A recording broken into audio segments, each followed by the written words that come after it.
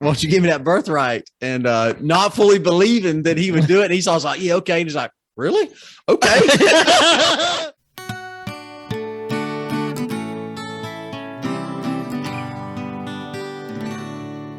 We are Saints in the South, your source for gospel growth and good times.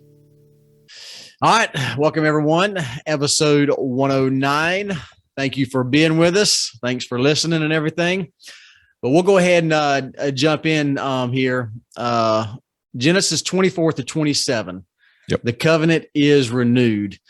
And before we get to start talking about the story here, I got a question for y'all. How would y'all feel if your father selected who you were going to marry? Do you think your father would do a good job in that? Of course, in this case, the actual servant was the one. If my father was Abraham, maybe I'd have maybe I'd have a little more. You know, not to take away. My father's a great guy. It's just an interesting thing. It is, I mean, back in the day, and even now over in some of the royal families and things like that. You know, they don't. I mean, they always, I guess, can have a choice, but I don't know the full details on how it works. But traditions, that's exactly. just what that's what you know, right? It is a great way to start this off because we do realize this is a different time. This was a different time. Things were done. So every time we read some of these stories, you go, what? Why is that happening? Yeah. Man, we don't have the whole story, and it's such a different, like I say, a foreign land. We talk, the Old Testament is foreign country. So, but yeah, that would be very strange to me. You know, it's like waiting for a package in the mail, right? From Amazon, wondering, it's a surprise package. What's it going to be? You know, and it's now from what we can gather, Rebekah was, it was a good package. That's right. You know, so, I mean, she's a working woman. I know. That's right. That's right. And apparently the most beautiful woman in all the land. I mean, was this a Disney movie? I mean,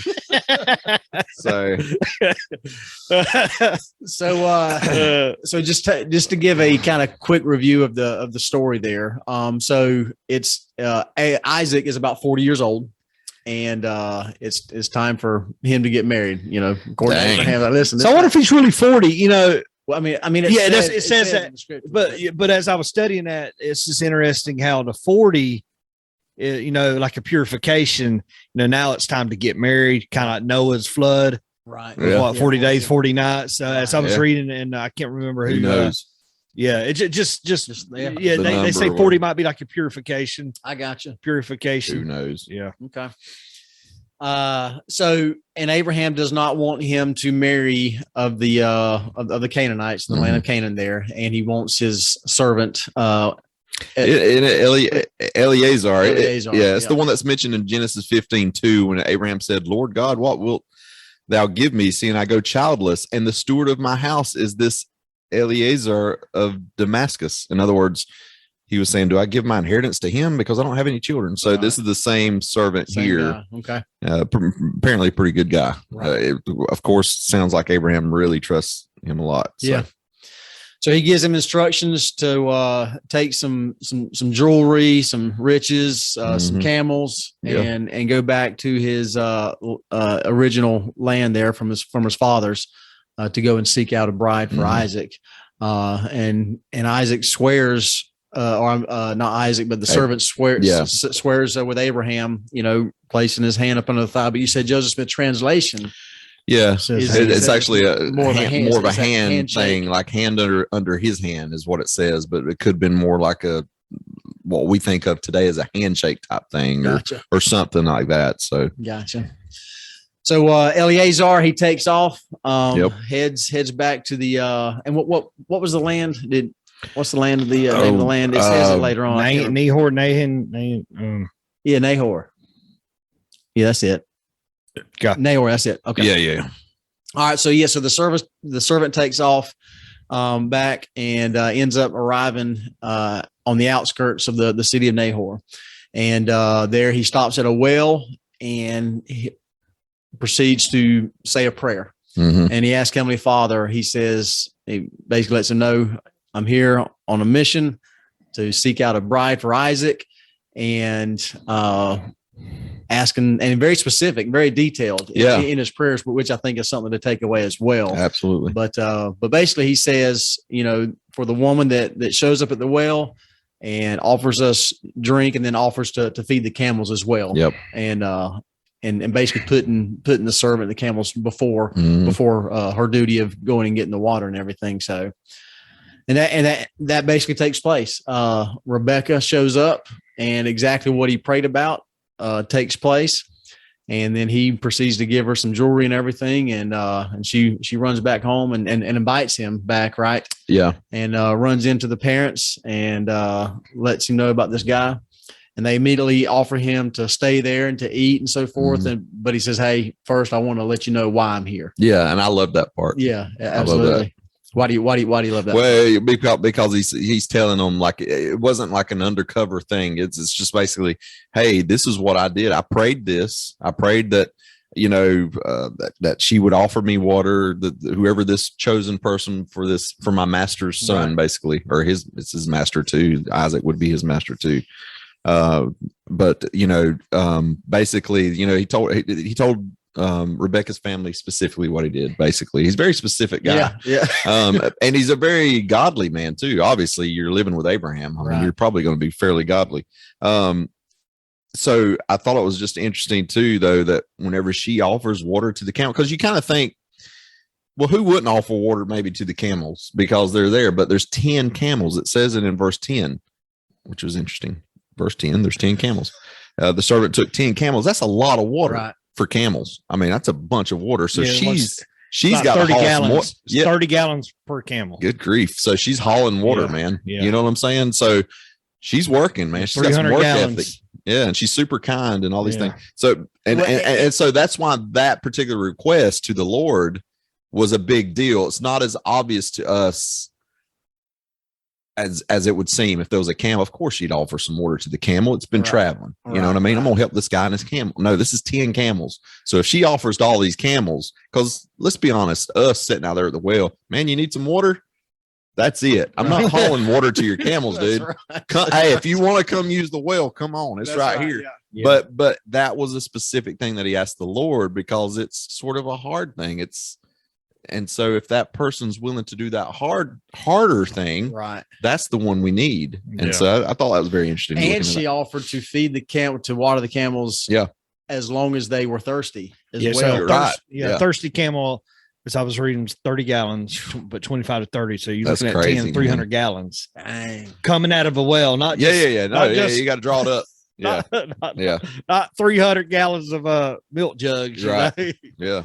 I mean, she's so does the servant sit there and just watch, or does he get start helping too? I'm sure the other guys that are with him maybe start helping. But the point was that she was like, hey, let's go. I'll do it. Very Christ-like. Yes, exactly. Yeah, very willing to help others, and so that was a big deal. So when we think about that prayer he gave, it was a very specific thing, but there was a purpose there, obviously, and it was a sort of an Abrahamic test, little insert there for this. What's going to happen? Let's see what this person does with this. So it's very interesting. Very good.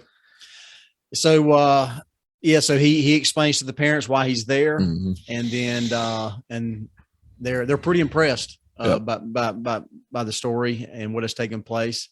And then they immediately go ahead and say, okay, and offer for Rebekah to go. Yeah. They do give Rebekah the choice though, as well. And then ask if she could stay for 10 days before she goes. But then Rebekah says, no, let's go ahead and get this done. Go. Go. They ask her, like, well, do you want to go or do you want to stay and then we'll bring you later? And she was like, no, let's go. If this is the Lord. And even her family was like, this is the Lord's will. Right. But give us some time with her, being she's fixing to leave, but, and I understand that too. But it sounds like really good parents. Yeah. She was raised in a good household, and a godly household sounds like, obviously. So I just very, very good story all the way around. I knew Rebekah and Isaac were married and such, but I never really got into the story of how they transpired, worked, how they got together. It was through Eleazar, basically, and the Lord. And so it's pretty easy, pretty simple story, but I like it. And kind of one last part about this story. So they make the trek back, and then as they start approaching back where Isaac and Abraham are, she sees him off in the distance, kind of like out in the field or what have you. And she inquires of who that is, because, she may think that, there's a very good possibility he could be sitting back in the house chilling. Yeah. You're right. While everybody else is out there working. And because he's the master. That's basically. Yeah, so she's, my impression is that she's already impressed that he's out and about, working and so forth. And then she bails herself, and they go and they meet and they get married and live happily ever after. Yeah. It is a Disney story, man. It is. It's basically a Disney story. All right. So, and Isaac brought her into his mother Sarah's tent and took Rebekah, and she became his wife, and he loved her. And Isaac was comforted after his mother's death. So basically, to the way that we see is that we basically, you think about it like, I guess Isaac was really obviously close to his mother. He loved her. And so now that he has a wife, it helps fill that void in a way after his mom's gone, which we had a few chapters back. But, this now sort of Rebekah steps into that role and gives him comfort and that woman figure in his life now. Right.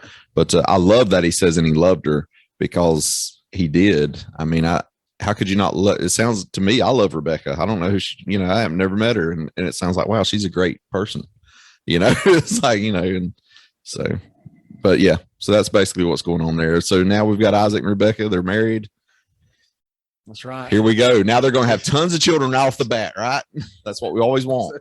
That's what they always want. They have twins. They have twins to begin with. 20 years later, she couldn't have children for 20 years. She was barren, which was crazy. It's something to do with, tests, I guess. The Lord's just testing these women.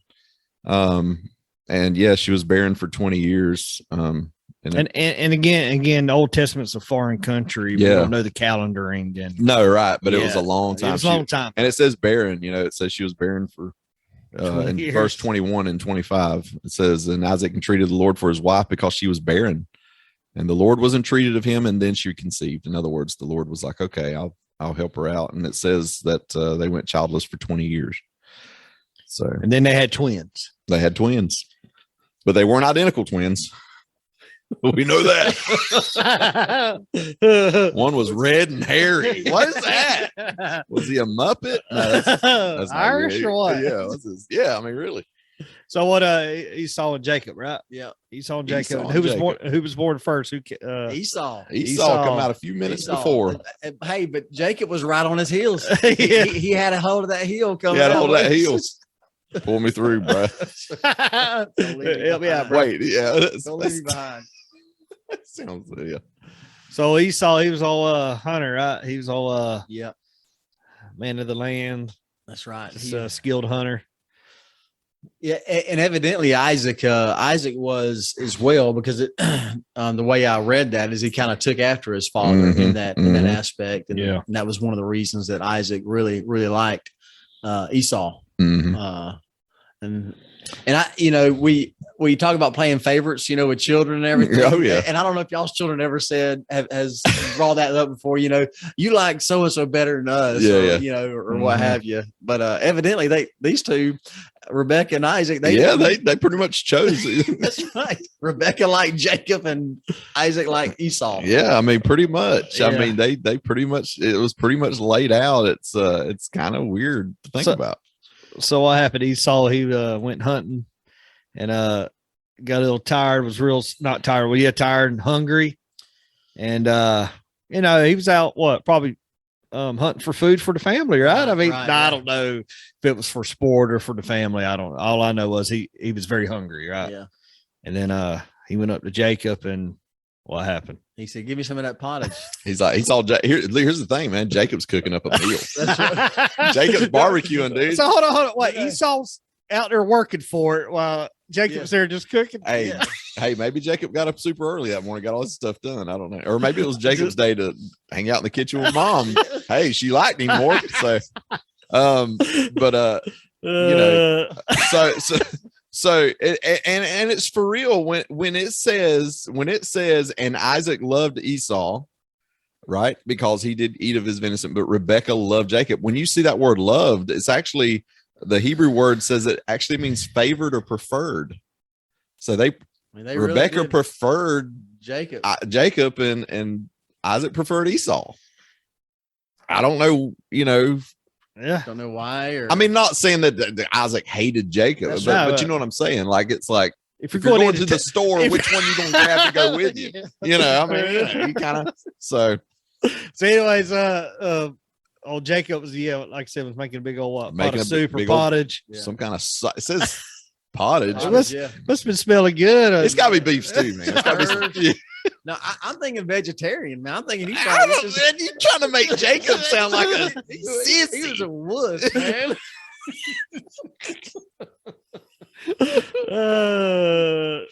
Oh man. Yeah. Hey. So anyways, Jacob, so Esau was like, man, I'm hungry. And basically just said he was faint. Like, I'm gonna die if I don't eat. He's a complainer, man. I'm on Team Jacob. But what does Jacob do? This is where it kind of perturbed me a little bit, and it really does. He said he's selling his birthright, right? Yeah, he's like, listen, you can have all this you want, but give me that birthright. You give me that birthright, and you can have it. That's dirty, man. What's up? I'm trying to. I mean, how do you explain that? How do you explain that? So again, in today's. In my today's eyes, right. Looking at it does seem dirty, but I again, it's probably just 1/10 of what's written in there, But I don't know. I don't. And look here, I think the point of this account, I think the reason we have this account, however misconstrued it could be, I mean, it could be lots of things missing. It could have been a guy that actually favored Esau more than Jacob and says, "I'm going to write this story the right way." You know what I'm saying? Jacob was dirty. I don't know. It does appear that way. But I think honestly, if Esau, in all honesty, knowing Isaac's character that we know up till now, much like his father, obviously he submitted himself freely, to be sacrificed. We read about all that, much like the Savior would have done.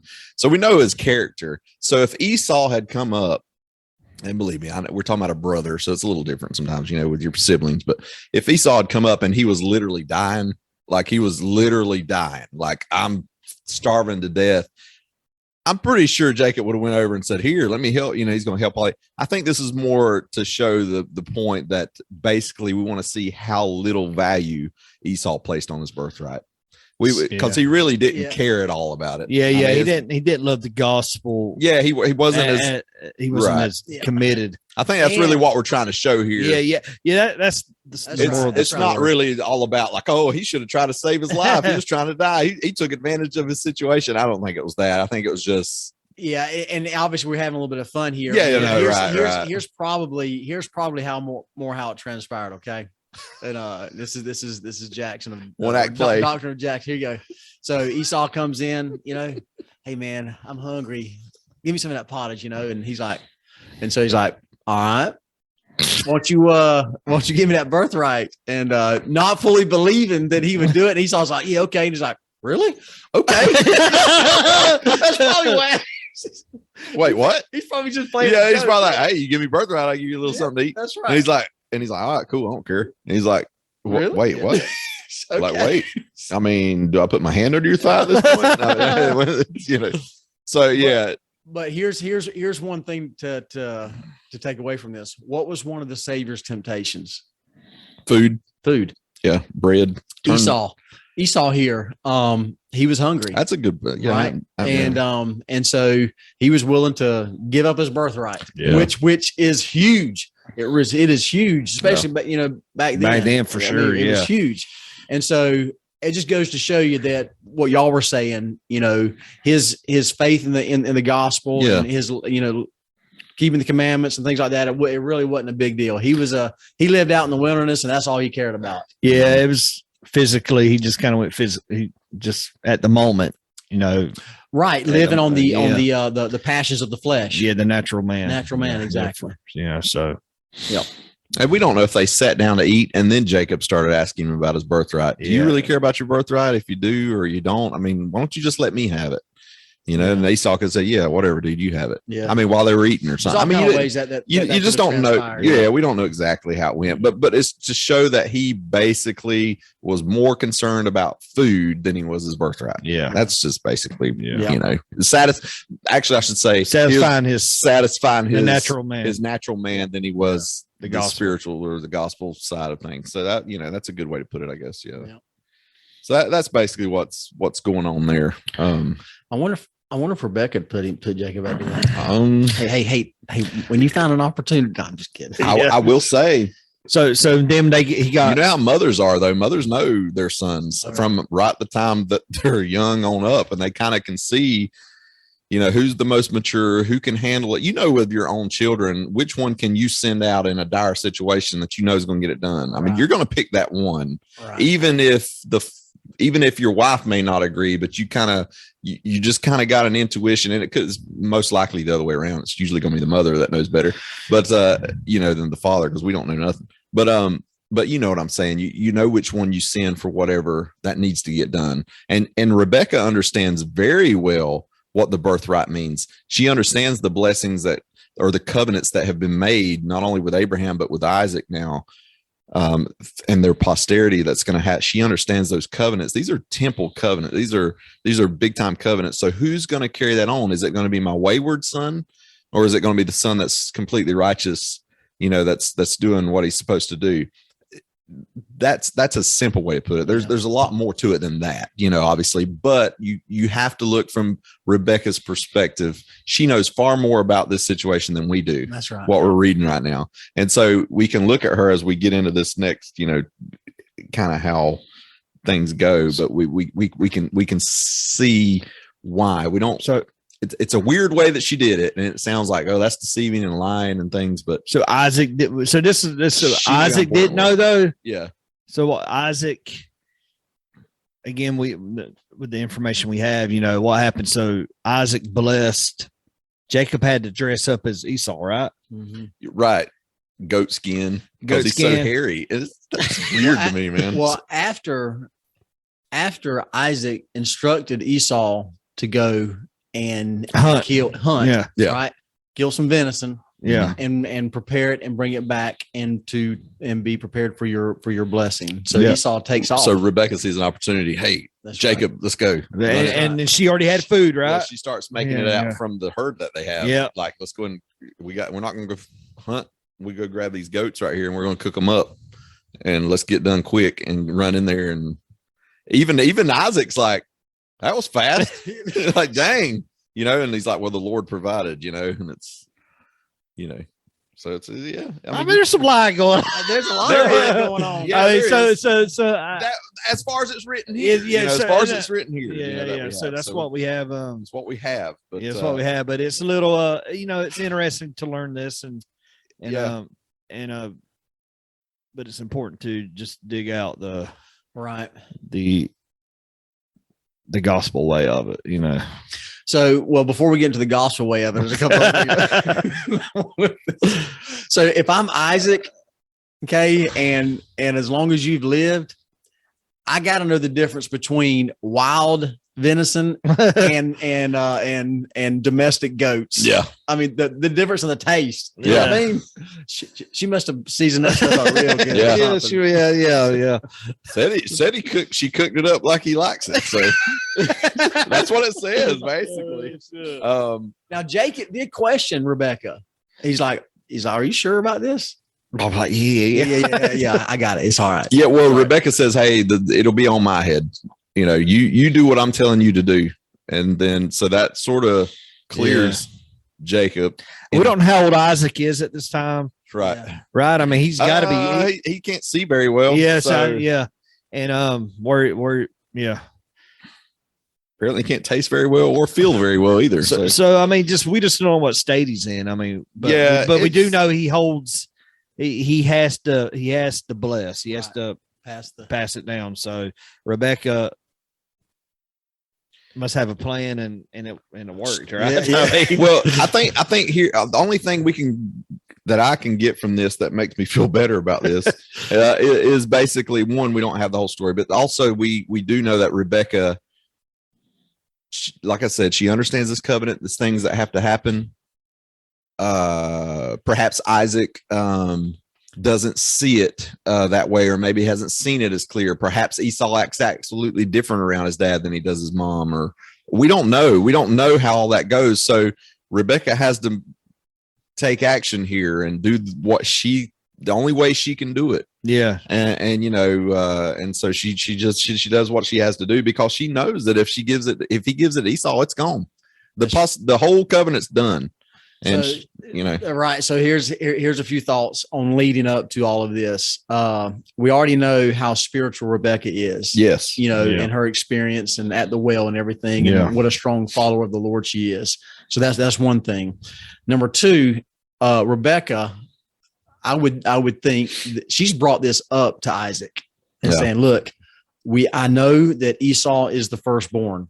I know that he has, all the rights and everything. However, he is a wayward son. He's not focused on carrying on the lineage, the priesthood, and living the gospel. And Isaac, and I can understand this from Isaac's standpoint, right? Wishing and hoping and doing everything you can to try and giving him every opportunity for Esau to succeed. And when finally Isaac is being basically too hard-headed, Rebekah, under the inspiration of the Lord, says, I got to take this in my own hands. Right. And so forth. So then Esau goes hunting for a while. Yeah. Jacob dresses up. What? And what did you say? Goat skin. The goat skin they just killed.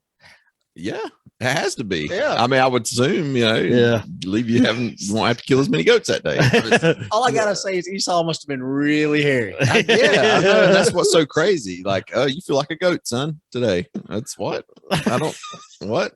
So then Jacob goes in the tent or wherever Isaac's at, and Isaac blesses them. Perhaps that's far-fetched enough for us to understand that maybe not the whole story's here. I mean, a goat skin, really? Oh, Isaac, he's in bad shape right now, apparently. Well, he did need food to be able to give him a blessing. He was weak. And he was partially pretty much blind. Yes, I mean, like I said, we don't know what state he was in, but it needed to happen, right? Yeah. It needed to move forward. But I'll tell you this. He didn't revoke that blessing. Yeah. So when he found out the truth, when Isaac found out the truth, he didn't revoke it. He just says, well, what did he say? Where was it at? Was it at the end?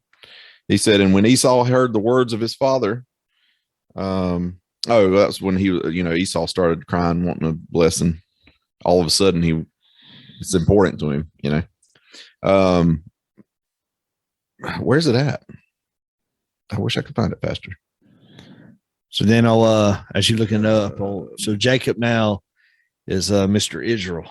Now this is his name eventually is changed to Israel. Yeah, changed. It's funny how all these names are changed. Abraham's, and it wasn't changed there, right? It was no. But this it was later. But for our listeners and for myself, this is where it starts, right? Right. Yeah, like the children of Israel. Yeah. 12 tribes of Israel. That's right. With Jacob, it changes to Israel, and we'll learn that. But yeah. Oh, so he does say. He says.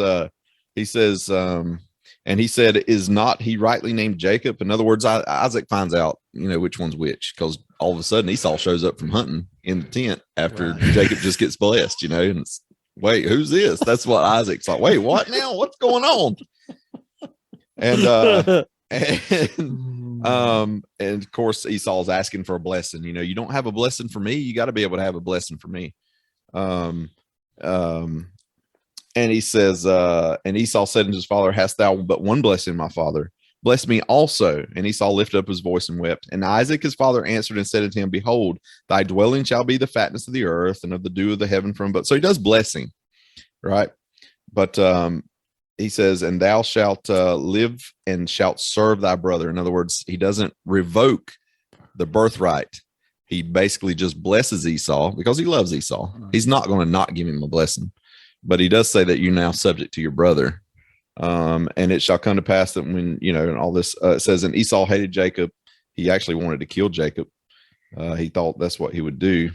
And let's see. But basically what I'm getting to is Jacob did not, Isaac did not revoke that blessing. It was done. And pretty much Isaac said, it's the will of the Lord. if he's got the birthright now, that's what it is. Right. Yeah. I think he started to understand a little bit, and he knew too. You got to remember, as soon as all this happened, Rebekah. So now Rebekah knows if Esau kills Jacob, because Esau wants to kill Jacob now. Kind of get some, you kind of go, he kind of is a little bit ticked off. I'm sure he is. Right. But he feels tricked. Yeah, he feels tricked. He feels betrayed. Betrayed. But you got to remember, he's also already sort of just disregarded his birthright. So all of us, I think it's just more of a he's looking at pride thing. He's looking now at the worldly aspects. There you go. All the inheritance, and having the control over exactly everything and the decision making, right? All that stuff. So in other words, now Rebekah, ever smart Rebekah, let's just be honest, take care of the situation, Rebekah, because Isaac is in a place where he's probably old, feeble, can't do much, and Rebekah's got to sort of facilitate some things. And so now Rebekah's saying, hey, now we need to send, she goes to Isaac and says, Isaac, let's send Jacob away to find a wife. In other words, let's get Jacob out of here so Esau don't kill him and we lose Jacob. And then Esau's going to go to prison for life or be executed, actually, is the way I think it goes back then. Yeah. He'd be executed, lose both your sons, you're done. The whole posterity's gone. Everything's gone. Everything's done, basically. The covenant's over, whatever you want to say. So of course, Isaac's like, yeah, that's a good idea. Why? Because Esau's already gone off and didn't he already get a wife from Canaan or somewhere to their sorrow? Because that breaks the covenant automatically. They're not supposed to marry somebody from the Canaanite land or something like that, however that goes. So, that was in verse, Esau marries Hittite wives to the sorrow of his parents. I don't know if I'm saying that right, but so that was already sort of a thing that kind of messed the covenant thing up. You weren't supposed to do that. Right. And so that was another reason why Rebekah was like, hey, we got to switch this up. We got to give this to Jacob or it's not going to work, or something or whatever. There's a lot of reasons. There's a lot of things going on. Yeah. So anyway, and so they do send Jacob off. And of course that's in next week's deal. But, because Rebekah fears that Jacob may marry one of the daughters of Heth. Yeah. So she don't want him there. She's like, let's send him off to our motherland, basically where we're from, which was that not Egypt and stuff or out that way? I don't remember. Maybe I shouldn't say that because I'm not sure. But anyway, so he sends him off basically to save his life, But, and I don't know if anybody knows this, and it may be just later on, but there is a good outcome to this story. Esau and Jacob do make up, and they actually. Yeah, we find out about that later on. Yeah, we do. Yeah. I just thought that's a cool thing to find out. Yeah, because you think, well, this is just a Laman, Lemuel, Nephi thing the rest of their lives. Cain and Abel. Yeah, but Esau come back around. Yeah, he did. He come back around. So look forward to that. That's right. Yeah.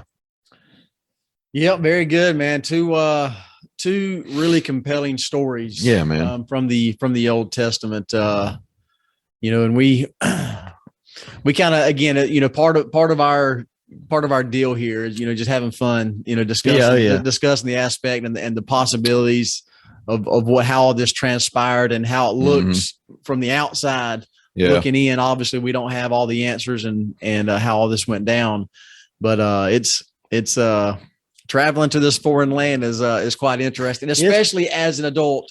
I can't tell you the last time. Well, I can tell you the last time I studied the Old Testament, and it was in seminary, and that wasn't very good. Yeah. That wasn't very good study, and everything. No. So it's this year is going to be fun. Really reliving the Old Testament and diving into these stories. It's really great. And Rebekah played a big part in both stories we were talking about. A righteous woman. Yeah, very she much was so. strong. She was very much so. Very much knew what she was doing. Had a good head on her shoulders. So Eleazar, props to him. Yeah, great. Eleazar job. Found a great person through the help of the Lord. And, But he did a great job. Very good. Well, y'all got anything else? Nope. Okay. Good to go. I mean, there's plenty out there, but Yep. Keep studying. That's right. There's a lot of stuff out there. That's exactly right. Y'all have fun studying the scriptures, discussing the gospel. And until next time, y'all keep on striving. All right, everyone. Thank you so much for tuning in. If you would like to follow us on social media, you can do that through Instagram and Facebook at Saints in the South. A great place to join in the discussion would be our podcast group page on Facebook. You can also follow us on Twitter, Saints in the South, at 5 Southern Saints. And then, of course, on YouTube, hit the like button, notification bell. And if you're not already, be sure and subscribe. And then finally, you can check us out through our website, saintsinthesouth.com, where you can have access to all the podcast and YouTube videos. And then we would love for you to take the opportunity and leave us a review and rating. Thanks again for all of your support, and we will see you next time.